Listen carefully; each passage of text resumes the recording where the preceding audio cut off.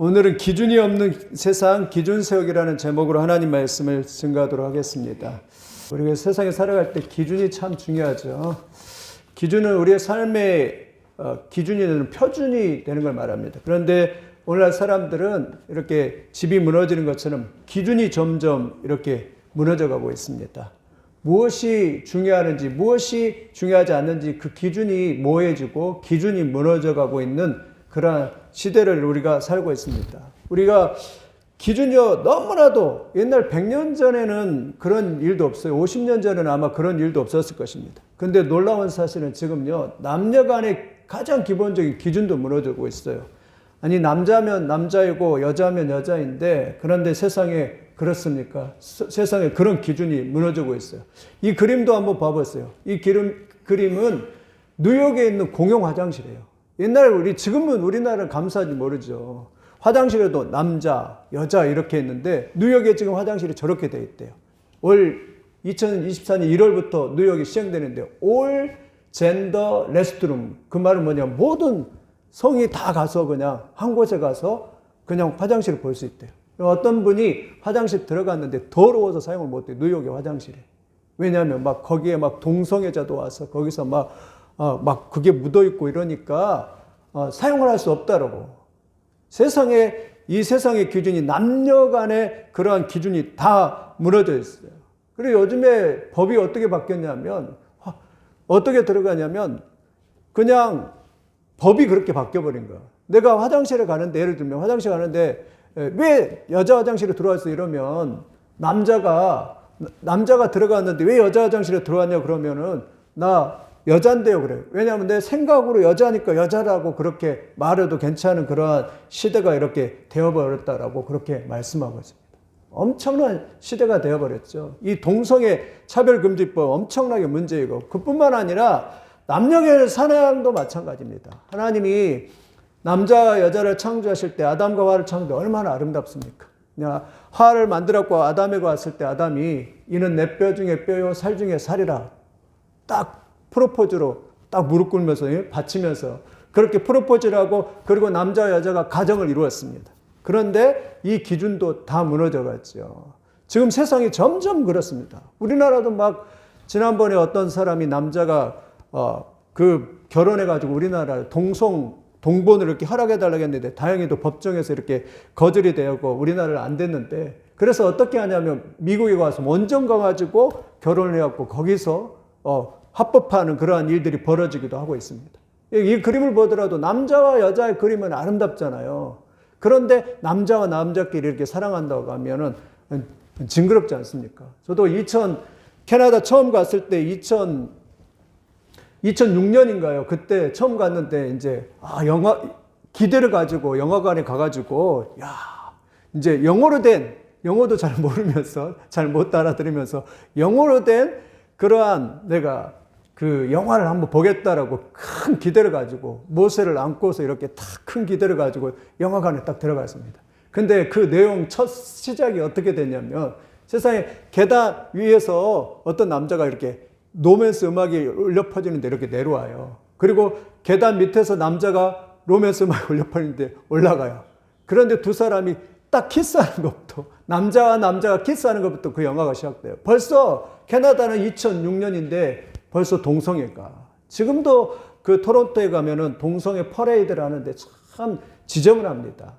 그러한 어떤 성적인 그런 기준들이 이렇게 다 허물어져가는 그러한 것을 이렇게 볼 수 있습니다. 그것뿐만 아니에요. 우리가 요즘에요 좀비의 세상이 되어가고 있어요. 우리가 잘 알고 있는 것처럼 캘리포니아나 샌프란시스코 또 캐나다 밴쿠버 같은데 그런 데는 마약이 합법화되었어요. 제가 친구한테도 전화해서 밴쿠버에 물어보니까 아예 그냥 거기에 파는 부스가 있대요. 그래가지고 마약이 비싸냐 물어보니까 그렇지 않대요. 마약 그냥 $3 우리 돈으로 3,000원 5,000원이면 세상에 산대요. 근데 그것을 정신 나간 정치인들이 합법화해가지고 그것을 어떻게 하냐면 합법화를 시키는 거예요. 기준이 다 무너져요. 사람들이 저렇게 살아가요. 남자 여자 할 것 없이 저거는 작은 그림에 불과하지만 곳곳에 그냥 마약을 파는 사람, 곳곳에 마약의 주사, 그리고 곳곳에 그냥 좀비처럼 그냥 완전 인생이 꺾여가지고 좀비처럼 그렇게 살아가는데도 나라에서 그거를 제재를 하지 않아요. 그리고 허락을 해버려요. 그래서 캘리포니아 같은 데는 그냥 유령의 도시가 되어가고 있고 사람들이 정신이 미쳐가지고 그냥 완전히 그냥 그런 진짜 하나님이 볼 때도 마음이 엄청 아프실 것 같아요. 하나님이 거룩한 형상으로 창조했는데 인간이 저렇게 살아가는 모습을 보면서도 하나님이 그냥 이 사랑이 많으신 하나님이 가슴이 터져 나오는 그러한 일들이 거예요. 여러분 우리나라도 마찬가지입니다. 옛날에는 마약 청정국가였거든요. 우리나라도요. 지금 보면요 수천 킬로 마약이 어떨 때는 뭐 가방 뭐 밑에다가 아니면은 뭐 이상한 방법을 해서 들여오려고 수많은 악의 세력들이 지금 그러고 있는 그러한 모습을 봅니다. 얼마 전에도 제가 어떤 스위스에서 유학하고 온 사람하고 이야기를 했어요. 이야기를 했는데 스위스 하면 뭐가 떠오르세요? 스위스 하면 이런 아름다운 그런 풍경이 떠오르잖아요. 뭐 양들이 풀을 뜯어먹고 또 소가 이렇게 풀을 뿌리는 낙농국가 아름다운 도시가 딱 생각이 떠오르잖아요. 근데 그 아줌마의 말을 듣고 제가 생각이 깨졌어요. 스위스 하면은 이제 어떤 게냐면 마약을 권하는 사회가 되어버렸대. 마약을 권하는 사회. 그래서 자기 아들도 지금 국제학교에 보내는데 3,500만 원을 들여서 국제학교 보내는데 애들 유학을 시켜야 되는데 유학을 보낼 수 있는 나라가 없는 거예요. 마약 때문에. 그래가지고 이 아줌마 이렇게 이야기를 들어보니까 마약을 권하는 사회가 이렇게 되어버렸대요. 그래서 제가 유튜브를 이렇게 찾아보니까 세상이 그런데요. 국가에서 마약을 나눠주는 나라예요. 세상에. 말이 됩니까? 국가에서 하루에 2개씩 헤로인을 스위스에 나눠준대요. 그리고 국민의 마약 수가 약 1%가 100명당 한 명꼴은 마약을 하는 그런 나라가 스위스가 점점 되어가고 있다라고 그렇게 말씀을 하고 있습니다. 그럼 참 놀랐습니다. 이렇게 피폐해지고 이렇게 망해져 가는데도 이렇게 나라에서 이런 기준을 제정하지 못하고 이렇게 하고 있어요. 코로나 기간 때에는요, 마약을 일주일치를 배달까지 했대요. 집에 배달을 해줬대요. 이 정도로 스위스가 이렇게 스위스뿐만 아니라요, 네덜란드, 영국, 프랑스, 유럽 전 지역에 지금 마약을 합법화하고 이것을 제재를 못하는 거예요. 저도 캐나다 살 때 우리 학생이 그렇더라고요. 학교에 고등학생인데 지나가다가 얘가 그냥 탁탁 쳐요, 그냥. 왜? 그냥 수업 시간에 그냥 또 쉬는 시간에 나가서 마약을 하고 들어와가지고 막 치고 다니고 정신이 나가 있는 그러한 상태입니다. 또 그냥 거리 가서 이렇게 마약에 봉사를 해보니까요, 사람들이 완전히 피폐해가지고요, 정신이 아무것도 없습니다. 그리고 곳곳에 막 밴쿠버 같은 데 주사받은 애 놓여있고, 날마다 그냥 앰뷸런스가 삐요 하면서 그냥 이렇게 지나가는데 견딜 수가 없더라고요. 야, 저 마약의 거리. 그리고 마약 테러가 있어요. 그럼 마약 테러 무섭습니다. 마약은요, 한번 내가 딱 맞아보면 그걸 끊을 수가 없어요. 계속 주입을 해야 되고, 경험을 한 사람들은 이것을 해결이 안 되는 거예요. 그래서 그러는데 여러분 이런 기준이 이렇게 다 사라진 시대예요. 이런 기준이 이렇게 사라진 시대에 우리 믿음의 사람들이 해야 될 것은요, 기준을 분명하게 잡는 일을 해야 될 줄 믿습니다. 오늘 창세기가 그 이야기를 지금 하고 있어요. 창세기. 이렇게 기준이 무너지면 여러분 댐이 무너진 것과 똑같아요. 댐이 이번에도 일본에 지진이 와서 쓰나미가 무너져서 그걸 완전히 초토화해버린 것처럼 우리가 영적으로 기준이 무너지면 이러한 초토화될 줄 믿습니다. 그러므로 우리가 하려는 기준을 잘 세우는 것인 줄 믿습니다. 오늘 창세기 이야기가 그거예요. 창세기 이야기는 한마디로 하나님의 기준 세우기입니다. 오늘 본문에도 1장 2절에 이렇게 말해요. 땅이 혼돈하고 공하며 흑암이 깊음 위에 있다라고 그렇게 말씀하고 있습니다. 여기에 땅이 혼돈이라는 말은 카오스입니다. 카오스가 뭐냐면 질서가 없는 상태를 말합니다. 공허는 뭐냐면 비어있는 상태, 아무것도 없는 무질서한 상태를 말합니다. 그런 세상에 하나님이 첫 번째 하실 그 창조의 사역은 뭐냐면요, 창조의 기준을 세우고 질서를 세웠다는 것입니다. 하나님께서 기준을 세우고 질서를 세우셨는데 어떻게 기준을 세우셨냐면요, 첫 번째 하나님은 빛과 어둠을 나누심으로 기준을 세웠습니다. 이 3절 4절 한번 같이 읽어보겠습니다. 시작. 하나님이 이르시되 빛이 있으라 하시니 빛이 있었고 빛이 하나님이 보시기에 좋았더라. 하나님이 빛과 어둠을 나누사. 거기 뭐였죠? 하나님이 빛이 있으라 하시고 뭘과 무엇을 나눴다고요? 빛과 어둠을 나눴다라고 그렇게 말씀하고 있습니다. 여러분, 빛과 어둠을 나누는 것이 굉장히 중요합니다. 빛은요, 밝은 걸 의미합니다. 빛은 선한 것, 거룩한 것, 진리를 의미합니다. 쉽게 말하면 좋은 것, 선한 것, 아름다운 것이 빛이에요.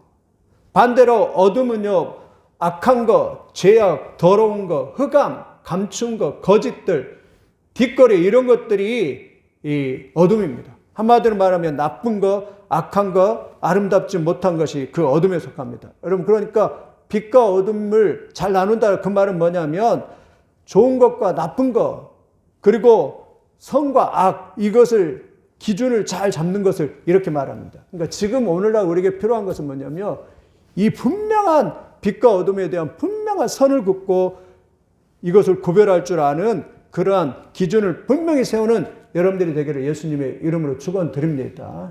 이 어둠에 대한 기준이 없으면요 사람 방탕합니다. 그리고 사람이 기준이 없다 보면 사람은요 하나님의 뜻을 이룰 수 없습니다. 그리고 결국에는 하나님 나라에 들어갈 수 없습니다. 우리가 점점점 말세가 될수록 우리가 해야 될 게 뭐냐면 빛과 어둠에 대한 분명한 기준을 정한 것이에요. 진리와 비진리에 대한 분명한 기준을 정해서 하나님 말씀대로 똑바로 살아가는 것 그것이 돼야 될 줄 믿습니다. 오늘날 의외로요 이 기준이 허물어져 가지고 살아가는 사람 참 많습니다. 기준이 없어요. 다 그냥 받아들여요. 그래서 빛과 진리의 기준이 없다 보니까 그냥 마음에 안정도 안 되고 기쁨도 없고 감사가 없는 그러한 삶을 살아가고 있어요. 여러분 기준을 세우는 역사가 있기를 예수님의 이름으로 축원드립니다. 어둠 가운데는 행복이 없습니다. 하나님의 말씀을 빛을 떠나서는 참된 기쁨이 없습니다. 그래서 사도 바울은 이렇게 말합니다. 사도 바울은요 밤이 깊고 낮이 가까웠으니 그러므로 우리가 어둠의 일을 벗고 빛의 갑옷을 입자. 낮에와 같이 단정행하고 방탕하거나 술 취하지 말며 음란하거나 호색하지 말며 다투거나 시기하지 말고 오직 주 예수 그리스도를 옷 입고 정욕을 위하여 육신의 일을 도모하지 말라라고 말합니다. 여러분 낮과 어둠을 분별하는 역사가 있기를 예수님의 이름으로 축원을 드립니다. 낮에와 같이 단정해야 합니다. 그리고 방탕하거나 술 취하지 말고 음란하거나 호색하지 말고 다투거나 시기하지 말아야 됩니다. 그리고 예수 그리스도로 옷을 입고 예수 그리스도로 빛 가운데 나가는 삶을 살아야 될 줄 믿습니다. 이게 진짜 중요합니다.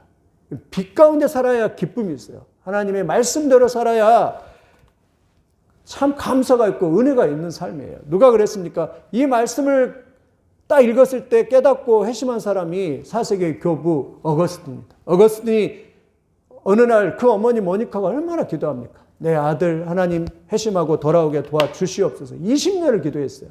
근데 하나님이 기도를 응답하시는데 근데 어느 날 정원에 있는데 정원에서 톨로르게 가서 성경을 집어해보라 하는데 어떤 말씀이 들려오냐면 낮에와 같이 단정행하고 방탕하거나 술 취하지 말며 음란하거나 호색하지 말며 다투거나 시기하지 말고 오직 주 예수 그리스도를 믿고 정욕을 위하여 육신의 일을 도모하지 말라는 말씀을 딱 읽게 되는 거예요.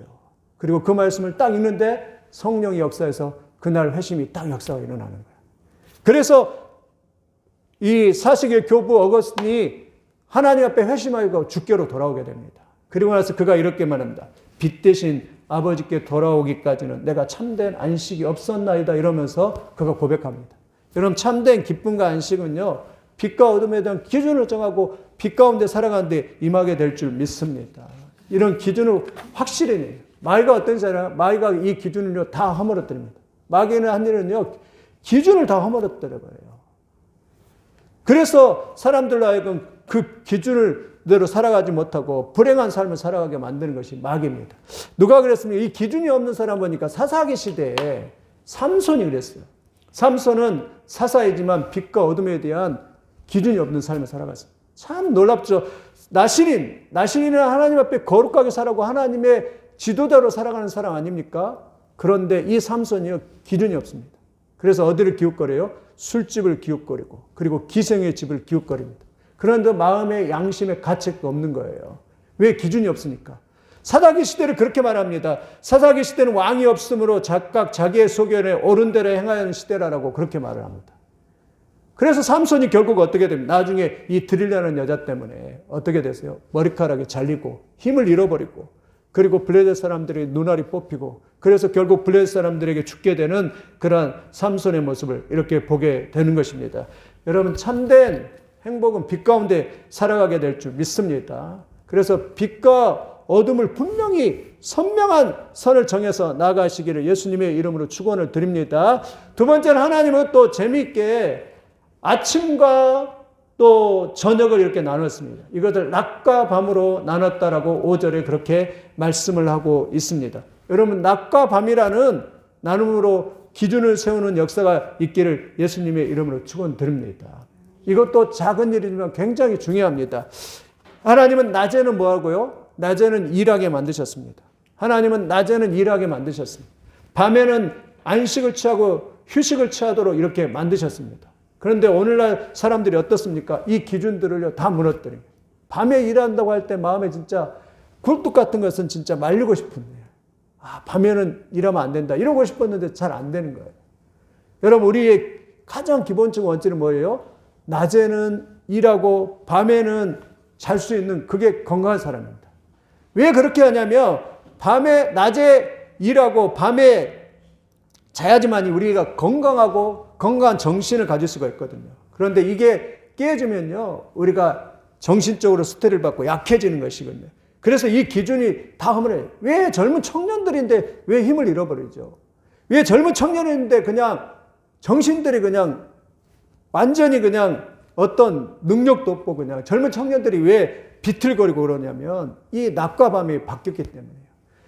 여러분, 우리도요, 이게 평범한 것 같지만 대단히 중요한 것입니다. 낮에는 반드시 뭐예요? 일하고 공부하고, 그리고 밤에는 어떻게 해요? 잘 휴식을 취해줘서 안식은. 저도 보면 하나님께 감사한 게 뭐냐면, 자고 나면 이 신체와 오정 육부가 이렇게 잘 제 위치로 이렇게 돌아오는 것이 참 감사하더라고요. 자고 일어나면 그게 일어나니까. 또 생성되고 할 수 있는 그런 일이 일어나니까. 그런데 밤문화를 갖고 있거나 또 거꾸로 생활하면 그렇지가 않아요. 우리 몸이 점점 더 망가집니다. 이게 밤에 우리가요, 어린아이도 그러잖아요. 10시부터 2시까지 키가 크고 이렇게 성장한다고 그러잖아요. 그리고 사람은 밤에 이렇게 우리를 회복시키고 하나님은 우리를 회복시키는데 그런 문화를 깨뜨렸을 때 많은 어려움을 당하게 되는 그러한 것을 이렇게 볼 수 있습니다. 이것이 작은 일이다 할지라도 여러분, 기준을 분명히 세우는 역사가 있기를 예수님의 이름으로 축원드립니다. 이게 정말 작은 일이죠. 근데 이 작은 일에 무너진 사람이 있습니다. 누가 무너졌을까요? 이 작은 일에 무너진 사람이 우리의 위대하신 다윗 왕이 무너져 버렸어요. 세상에. 성경은 그렇게 말합니다. 사무엘하고 보면 그렇게 말합니다. 암몬과 싸우는데 요압 장군은 다른 군사들은 다 나갔어요. 근데 다윗은 그날 깨가 생긴 것 같아요. 깨가 생겨서 나가지 않고 그냥 침대에 있는데 오전 내내 저녁까지 그냥 침대에서 게을리게 그냥 잠만 자고 일어났어요. 그리고 저녁쯤 딱 돼가지고 털고 그냥 일어나서 바람이나 좀 쐬야지 하면서 하품하면서 옥상에 갔어요. 옥상에 갔더니 그냥 여인이 목욕하는 장면이 이렇게 보이게 돼요. 근데 그 밤에 성욕이 올라와서 결국 자기의 충신이었던 우리아의 아내 바세바를 데려다가 자기가 동침하고, 그래서 그런 죄를 범하게 되는 그런 일을 이렇게 볼 수 있습니다. 다윗이요, 하나님의 이 법칙이 이 작은 일 하나에 그냥 무너졌고요. 우리가 잘 알잖아요. 그 일로 인해서 다윗이 어떻게 됐습니까? 다윗이 나중에요, 인생이 완전히 추락합니다. 하나님의 심판이 임해요. 그리고 하나님께서 뭐라 하냐면 너가 집에서 칼이 떠나지 않겠다라고 그렇게 말씀하면서 그 작은 일 때문에 다윗이 이렇게 무너져 버리는 것을 이렇게 볼 수가 있습니다. 그리고 나중에 그 아들 압살롬과 아도니아가 이렇게 쿠데타를 일으키고 아버지를 죽이겠다고 칼이 일어나고, 그리고 나중에 그 다윗은 정말 그 일 때문에 많은 어려움을 겪고 일하는 걸 볼 수 있습니다. 우리가 생각하는 작은 일, 하나님이 세우신 그 기준을 어기는 일이 그렇게 큰 일이 된다는 것을 여러분 기억하는 역사가 있기를 바랍니다.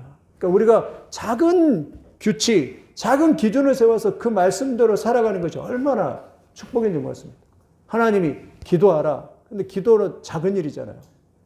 근데 뭐라고 했어요? 기도하라. 그러면 내가 줄 것이요.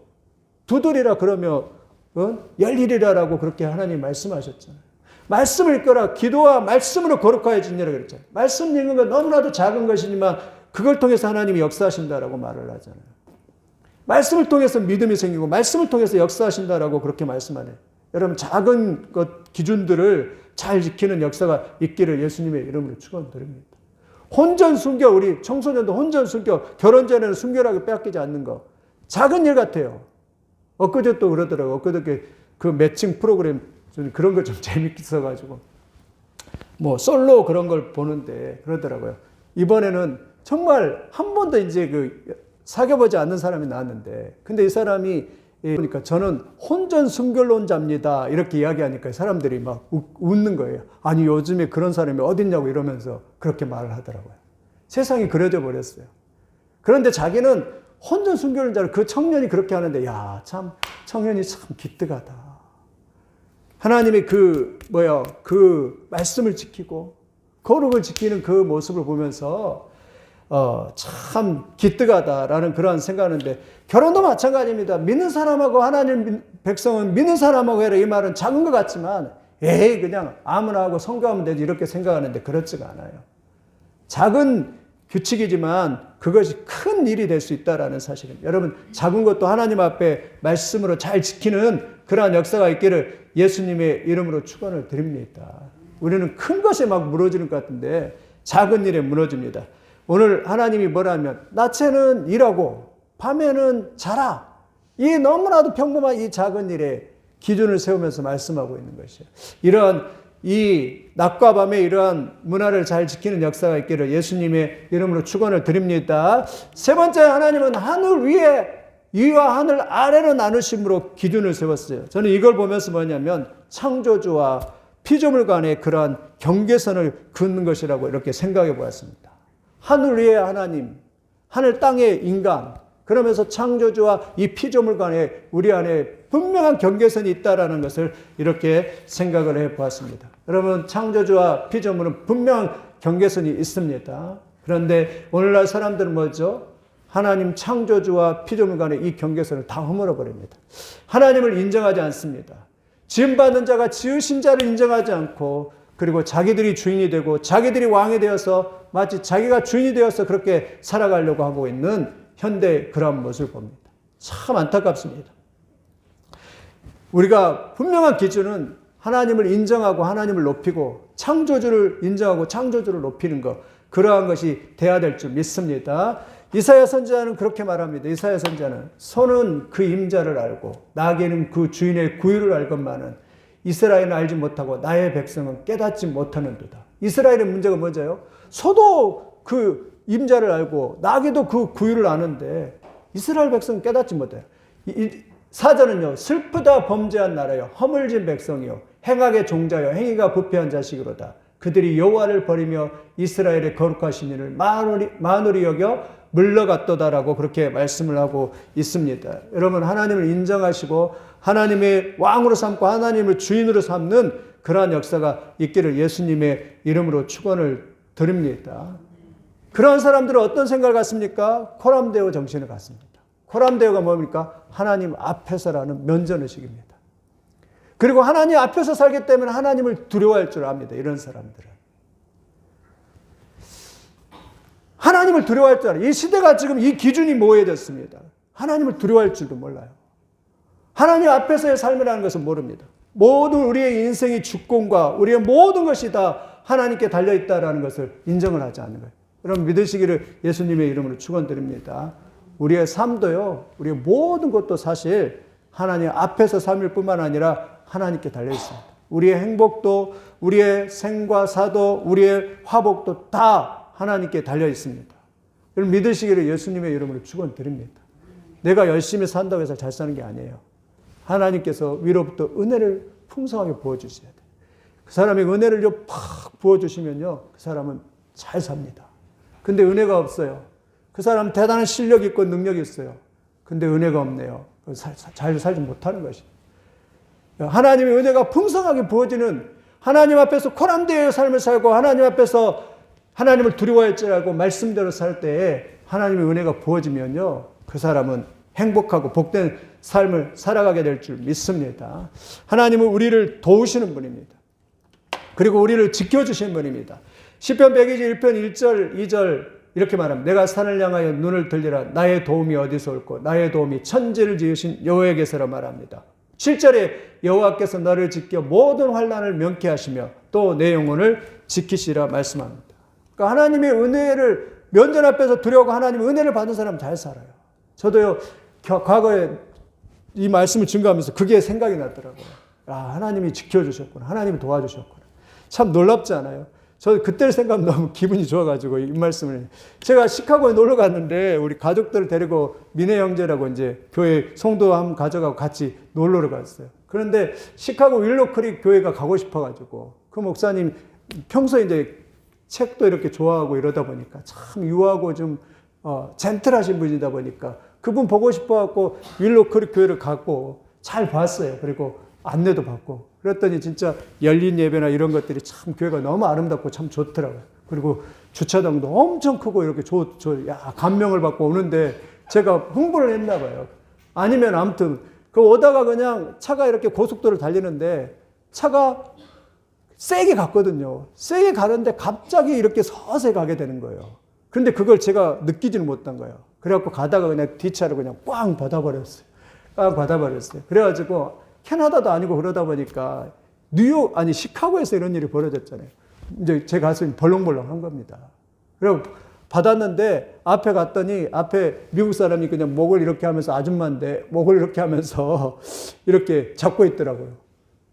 저도 사고를 당해봤지만 별로 그런 목을 잡은 적도 없는데 목을 잡고서 이렇게 있더라고요. 그래가지고 창문을 이렇게 놓고 해가지고 괜찮냐고 오케이 이러면서 괜찮냐고 막 그러니까 이 사람이 목을 잡으면서 오케이 괜찮아요 이러면서 내가 남편한테 전화했다라고 그냥 가시라고 이러더라고요. 그래가지고 그냥 왔어요.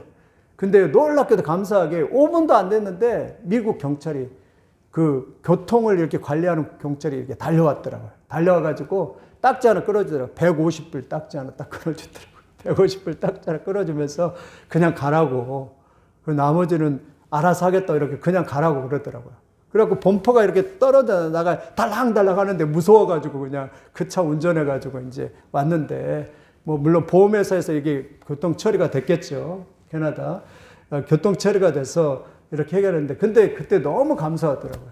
그래서 이 시카고에서 이렇게 나이아가라 폴까지 한 8시간 정도 오는데 속으로는 참 하나님이 지켜주셔서 감사해서 너덜너덜한 그 범퍼를 이렇게 하는 차를 가지고 왔던 기억이 나는데 하나님께서 이렇게 지켜주신 거죠. 여러분 믿으시기를 예수님의 이름으로 축원을 드립니다. 내가 열심히 하고 내가 노력해야 잘 사는 게 아니라 하나님 앞에서 하나님이 지켜주시고 하나님이 인도해야 될 줄 믿습니다. 하나님이 함께해야 주셔야 될 줄 믿습니다.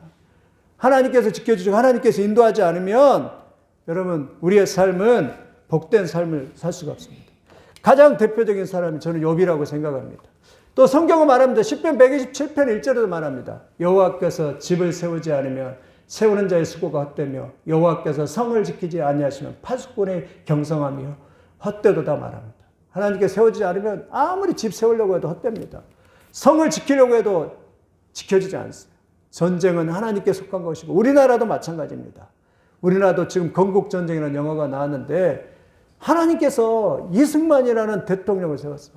그때 정말 힘들었을 것 같아요. 왜냐하면 이 주사파들이 북한의 남노당파들이 전부 다 한국에 다 내려와 있었거든요. 그리고 거의 김일성이 얼마나 잘생겼고 인기가 좋았냐면 그래서 김일성이가 거의 통일하려고 하는 그때였거든요. 그런데 하나님이 이 이승만이라는 사람을 보내서 우리나라를 미국과 여러분 우리나라가 가난한데 세상에 미국과 이렇게 수교를 맺는다는 것은 참 놀라운 사실이에요. 그래가지고 나중에 이승만이 때문에 나라가 건국이 됐어요. 우리나라 최초로 그냥 이 국회가 세워지고 그리고 백성들이 이렇게 대통령을 선거하는 선거에 당선이 돼서 일대 대통령이었는데 그 사람이 누구냐면 이승만 대통령. 원래 이승만 대통령은 목사가 되려고 했는데 하나님께 이렇게 정치를 하라는 음성을 듣고서 정치를 하게 되는데 그래서 이렇게 되었잖아요. 참 감사합니다. 물론 공과 사가 잘못한 것들도 사람이기 때문에 있긴 하지만 그래도 좋은 면을 보면 그렇습니다. 저는 가장 이 하나님 창조주에 대한 고백을 잘한 사람이 누구냐면 욥이라고 생각합니다. 욥이 어려움 당할 때 욥기 1장 20절 보니까 욥이 땅에 엎드렸대요. 땅에 엎드려 예배하면서 어려움 당하고 고난 당하는데 예배하면서 엎드려서 이렇게 하나님 앞에 예배합니다. 하나님, 내가 모태에서 알몸으로 나왔지만 알몸이 그리로 돌아갈지라 주신 이도 여호와시요 거둔 이시도 여호와시니 여호와 이름이 찬송을 받으실지어다. 놀랍지 않으세요? 주신 이도 여호와시고 취하신 이도 여호와시니 여호와 이름이 찬송을 받을지다 하면서 그냥 그 상황에서 그냥 하나님을 찬양해요. 왜 그렇죠? 하나님의 창조주 되심과 하나님의 주인 되심을 인정하는 거죠. 이런 믿음이 있기 때문에 이렇게 욥이 이렇게 고백하고 있는 것을 이렇게 볼 수가 있습니다. 여러분, 우리도 날마다 하나님을 고백하고 높이시기를 예수님의 이름으로 축원드립니다. 하나님이 왕이심을 높이고 하나님의 이름을, 창조주 하나님을 높이는 역사가 있기를 예수님의 이름으로 축원을 드립니다. 한나도 그렇게 말합니다. 여호와는 가난하게도 하시고 부하게도 하시며 낮추기도 하시고 높이기도 하시는도다. 전도서는 이렇게 말합니다. 너는 청년의 때 창조주를 기억하라. 곧 공고한 날이 이르기 전에 나는 아무 낙이 없다고 하려도 해들이 가깝기 전에 해와 빛과 달과 별들이 어둡기 전에 비 뒤에 구름이 다시 일어나기 전에 그리하라라고 그렇게 말씀합니다. 그 하나님을 인정하고 높이는 역사가 있기를 예수님의 이름으로 축원드립니다. 하나님을 부끄러워하지 마시기 바랍니다. 하나님은 하나님을 시인하는 사람을 인정합니다. 날마다 하나님을 인정하면서 하나님의 왕 되심과 주인 되심을 고백하는 그 사람에게 은혜가 임할 줄 믿습니다. 하나님이 우리의 주인입니다. 우리의 생명과 호흡과 우리의 모든 것을 주관하는 주인인 줄 믿습니다. 그분을 인정하는 것이 참 신앙인 줄 믿습니다. 오늘날 많은 사람들 모여 그게 희미해졌습니다. 그리고 하나님 없어도 잘 살 수 있던 것처럼 하고 자기 힘으로 살아가고 있고 하나님 없이 사는 사람이 너무나 많이 있습니다. 여러분, 이러한 때에 여러분 전능하신 창조주 하나님을 의지하고 그분을 인정하고 그분 앞에서 늘 코람데오로서 그분 앞에 살아가는 그런 삶이 되시기를 예수님의 이름으로 축원을 드립니다.